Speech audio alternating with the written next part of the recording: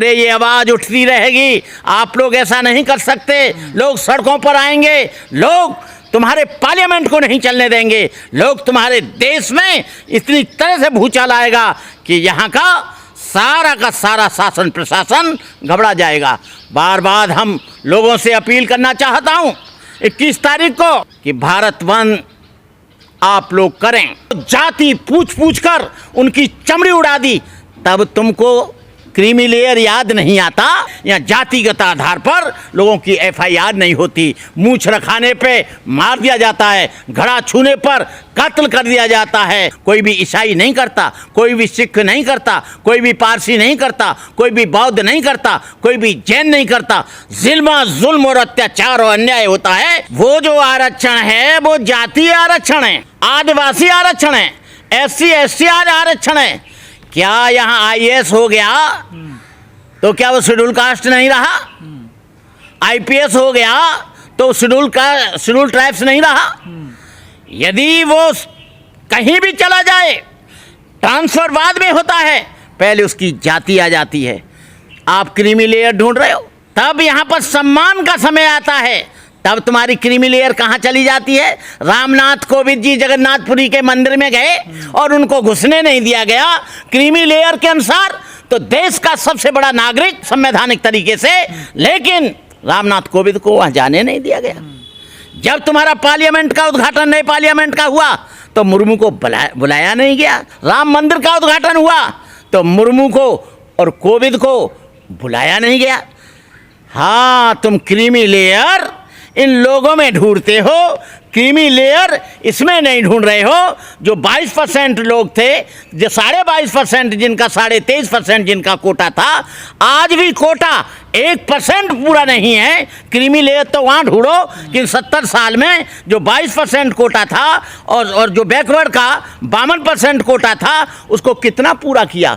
1% भी नहीं है। किसी भी कार्यालय में देख लो, राष्ट्रपति कार्यालय में देख लो, प्रधानमंत्री कार्यालय में देख लो, चाहे आप विदेश मंत्री कार्यालय में देख लो, रक्षा मंत्री कार्यालय में देख लो, 1% आदमी शेड्यूल कास्ट का और बैकवर्ड का नहीं मिलेगा। क्रीमी लेयर यहाँ ढूंढ रहे हो, अरे क्रीमी लेयर ढूंढने तो वहाँ ढूंढो। हाँ, मतलब बैकलॉग पर कोई बात नहीं नहीं, बैकलॉग पे बात नहीं करेंगे, क्रीमी लेयर ढूंढेंगे। क्रीमी लेयर तो वहाँ ढूंढिए आप, पिछड़ों का एक आदमी नहीं है बड़े बड़े सदनों में। ये क्रीमी लेयर देखो ना, कितने राज्यपाल जो है शेड्यूल कास्ट के और बैकवर्ड के। सुप्रीम कोर्ट के इस फैसले का हम लोग विरोध करते हैं। ये संवैधानिक अधिकार है, फंडामेंटल राइट्स है। सुप्रीम कोर्ट को इसमें इंटरफियर करने का कोई मतलब नहीं होता। डॉक्टर अम्बेडकर यदि ये इस बात को देखेंगे तो हम जो है वही प्रश्न पुनः पैक्ट का दोहराएंगे जो सेपरेट सेटलमेंट और सेपरेट इलेक्टेड का है।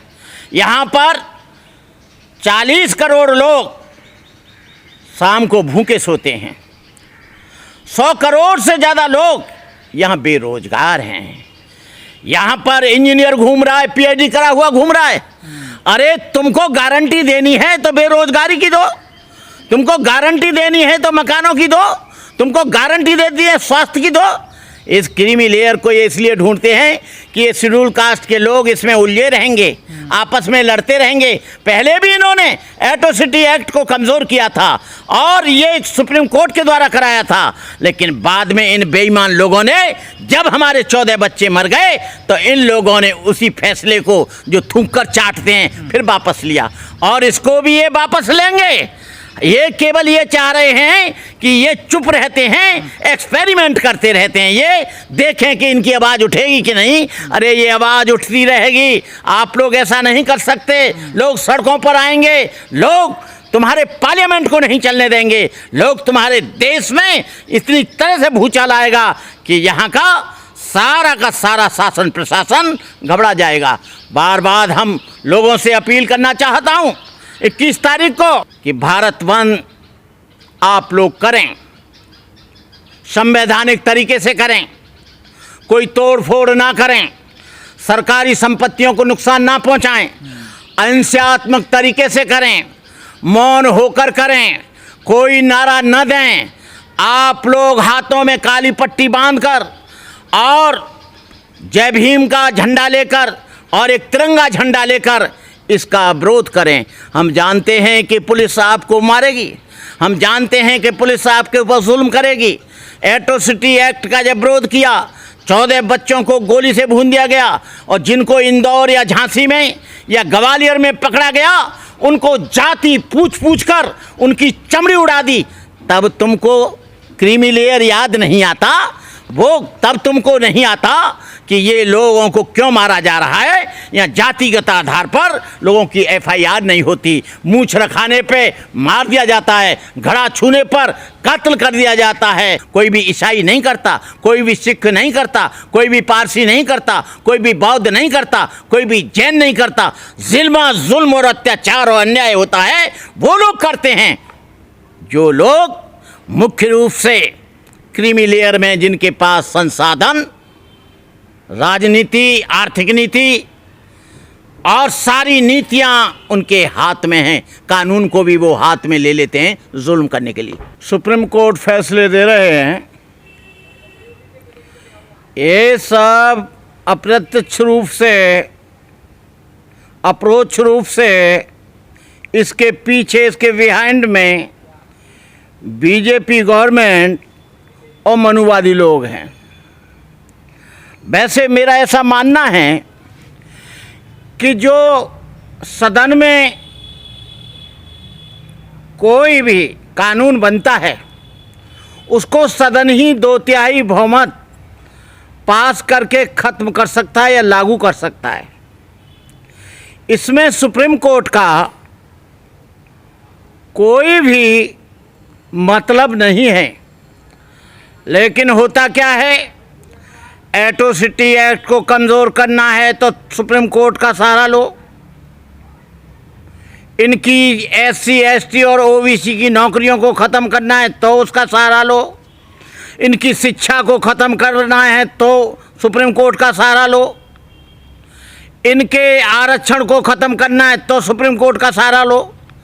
जबकि इसमें सुप्रीम कोर्ट का कोई मतलब नहीं। सदन ही कानून बनाता है, सदन ही उसे 2/3 बहुमत से ख़त्म करता है। लेकिन ये क्रीमी लेयर, ये शेड्यूल कास्ट और OBC के लोग सबसे ज़्यादा क्रीमी लेयर हो गए। क्रीमी लेयर की बात करना कोर्ट के माध्यम से नाइंसाफ़ी है।